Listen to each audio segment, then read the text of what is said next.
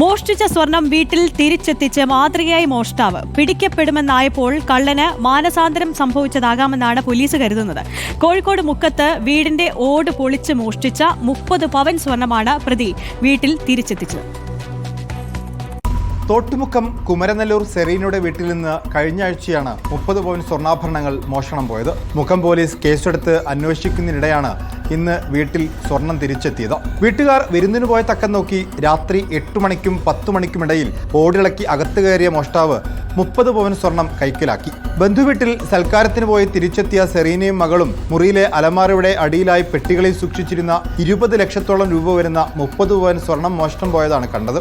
മോഷണത്തിന്റെ രീതിയും മോഷണത്തിനായി തെരഞ്ഞെടുത്ത സമയവും പരിശോധിച്ചാൽ ഏറ്റവും അടുത്ത പരിചയക്കാരവർ തന്നെയാണ് പ്രതികളെന്ന് പോലീസ് സംശയിച്ചിരുന്നു.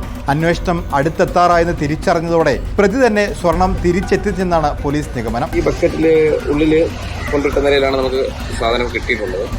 അന്വേഷണം ഊർജ്ജമാക്കേണ്ട ഭാഗമായിരിക്കാം പ്രതി പിടിക്കപ്പെടുമെന്നുള്ളൊരു സംശയത്തിന്റെ പേരിലായിരിക്കാം ഇവിടെ കൊണ്ടിട്ട്. മാനസാന്തരം എന്ന കള്ളൻ ആരെന്നറിയാൻ നാട്ടുകാർക്ക് ആകാംക്ഷയുണ്ടെങ്കിലും സ്വർണം തിരിച്ചു കിട്ടിയതോടെ വീട്ടുകാർ പരാതി പിൻവലിച്ചെന്നാണ് വിവരം. വിവാഹിതയായ മകൾ വീട്ടിൽ വിരുന്നിനെത്തിയ സമയത്ത് കൊണ്ടുവന്ന സ്വർണമായിരുന്നു മോഷണം പോയത്.